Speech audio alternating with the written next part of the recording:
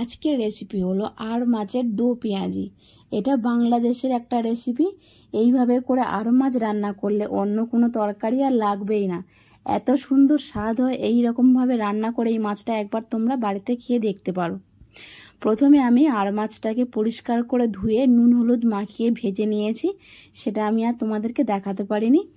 এবার কড়াইতে সর্ষের তেল গরম করে একটা বড় সাইজের পেঁয়াজ ভেজে নিয়ে কিছুটা পেঁয়াজ আমি বেরেস্তার মতো তুলে রাখলাম।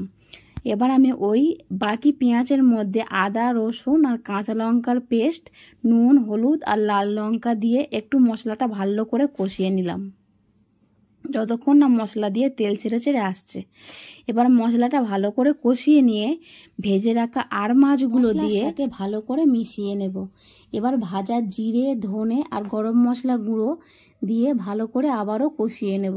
ভেজে রাখা বেরেস্তাগুলো এই সময় দিয়ে দিতে হবে। এবার পরিমাণ মতো জল দেব।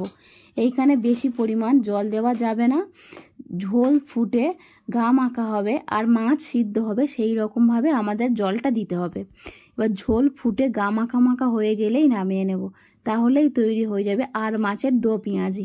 তোমরা আর মাছ দিয়ে এই রেসিপিটা একবার এইভাবে করে খেয়ে দেখতে পারো, অসাধারণ একটা রেসিপি।